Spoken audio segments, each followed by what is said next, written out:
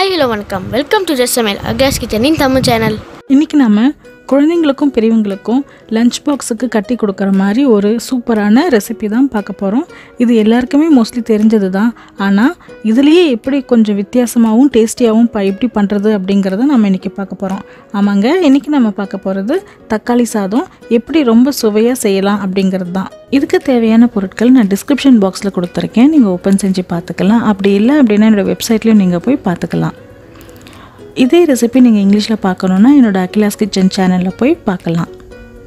வாங்க இப்போ செய்முறை எப்படிங்கிறத நம்ம பார்ப்போம். இந்த தக்காளி சாதம் பண்ணுறதுக்காக நான் 3 கப்பு சாதம் எடுத்திருக்கேன். நான் நார்மல் சாதம் தான், அதாவது நார்மல் ரைஸ் தான் எடுத்திருக்கேன். உங்களுக்கு வேணும் அப்படின்னா நீங்கள் பிரியாணி ரைஸ் இல்லை பச்சரிசி அந்த மாதிரி எது வேணாலும் வேக வச்சு எடுத்துக்கலாம். ஆனால் நீங்கள் வேக வைக்கிறது வந்து ஒரு 80%லேருந்து 85% மட்டும்தான் வேக வைக்கணும். ரொம்ப குழையிற மாதிரி அது ஆகிடக்கூடாது.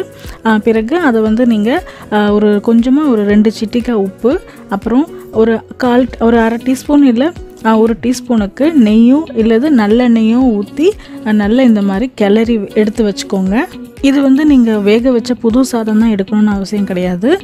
நீங்கள் ஏற்கனவே இருக்கிற பழைய சாதம், அதாவது லெஃப்ட் ஓவர் ரைஸ்ன்னு சொல்லுவாங்க இல்லையா, ஸோ அந்த மாதிரி ரைஸில் கூட நீங்கள் இதை பண்ணலாம்.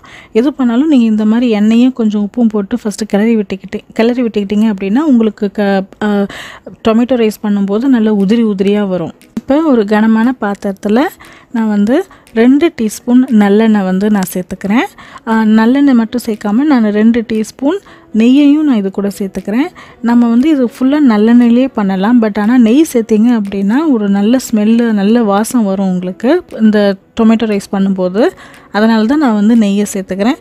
உங்களுக்கு வேண்டாம் அப்படின்னா நீங்கள் சேர்க்க வேண்டாம். இப்போ எண்ணெய் வந்து காஞ்சதும் ஒரு 1/4 டீஸ்பூனுக்கு கடுகு, 1/4 டீஸ்பூன் ஜீரகம், அரை டீஸ்பூன் உளுத்தம்பருப்பு, அரை டீஸ்பூன் கடலைப்பருப்பு எல்லாத்தையுமா சேர்த்து பருப்புங்க வந்து லைட்டு ப்ரௌனாக ஆகிற வரைக்கும் நம்ம லைட்டாக வறுத்துக்கலாம். பருப்புங்க வந்து ஓரளவு லைட் ப்ரௌனாக ஆன பிறகு ஒரு 1/4 இன்ச்சுக்கு இஞ்சி வந்து நல்ல தூளாக நறுக்கி எடுத்திருக்கேன். அது கூடவே ஒரு 6 பல்லு பூண்டையும் வந்து நல்ல தூளாக கட் பண்ணி சின்னதாக கட் பண்ணி எடுத்திருக்கேன். அதையும் சேர்த்து நல்லா வறுத்துக்கலாம். இப்போ இது கூட கையளவு கருவேப்பிலையும் சேர்த்து நல்லா வறுத்துக்கோங்க. கூடவே ஒரு கையளவு புதினா இலைங்களையும் நீங்கள் சேர்த்துக்கோங்க. இது வந்து சேர்க்கணும்னு அவசியம் கிடையாது, ஆப்ஷனல் தான். ஆனால் நல்ல வாசம் கொடுக்கும். அதனால தான் நான் கொஞ்சமாக இந்த புதினா இலைங்களையும் சேர்த்துருக்கேன். கூடவே 2 பச்சை மிளகாயும் நான் நீளவாட்டில் கட் பண்ணி கூட சேர்த்துட்டேன். எல்லாத்தையுமா நல்லா வதக்கி எடுத்துக்கோங்க. இப்போ இதில் ஒரு பெரிய வெங்காயத்தை நீளவாட்டில் கட் பண்ணி அதை வந்து ஆட் பண்ணிக்கலாம். ஸோ அதையும் வந்து வெங்காயமும் வந்து நல்லா வதங்கட்டும். அது வரைக்கும் நல்லா கிளறி எடுத்துக்கோங்க. வெங்காயம் நல்லா வதங்கின பிறகு இது கூட நாம் 2 பழுத்த புளிப்பான தக்காளியை வந்து நம்ம சேர்க்க போகிறோம். இதுக்கு வந்து நீங்கள் வந்து கண்டிப்பாக புளிப்பான தக்காளி தான் யூஸ் பண்ணணும். பெங்களூர் தக்காளி வந்து யூஸ் பண்ண முடியாது. ஏன்னா நம்ம வந்து நீங்கள் சப்போஸ் உங்களுக்கு நல்ல இந்த நாட்டு தக்காளி மாதிரி கிடைக்கல அப்படின்னா, நார்மல் தக்காளி நீங்கள் யூஸ் பண்ண போகிறீங்க அப்படின்னா நீங்கள் வந்து கொஞ்சமாக புளியை வந்து இதில் சேர்த்துக்கணும். அப்போ தான் உங்களுக்கு அந்த நல்ல புளிப்பு சுவை வந்து கிடைக்கும்.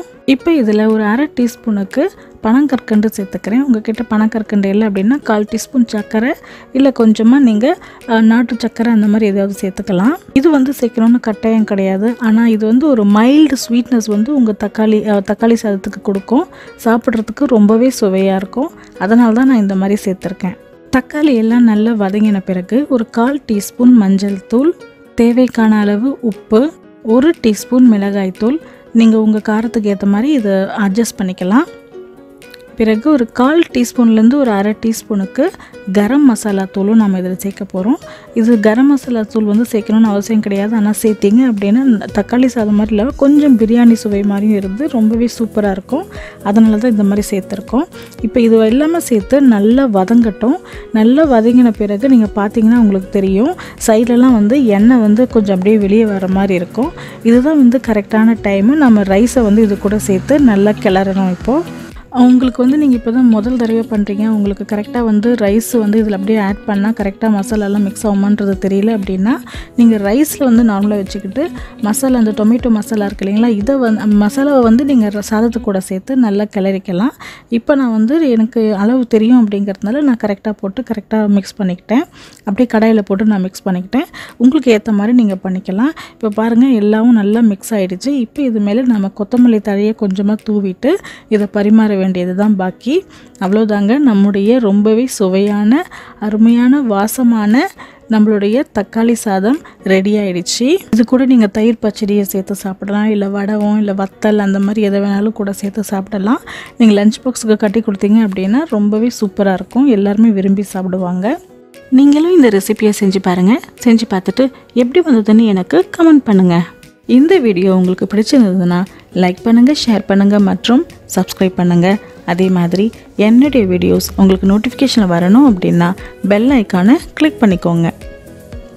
மீண்டும் வேறொரு புதிய வீடியோவுடன் உங்களை நான் சந்திக்கிறேன். அதுவரை வீடியோ பார்த்ததுக்கு மிக்க நன்றி.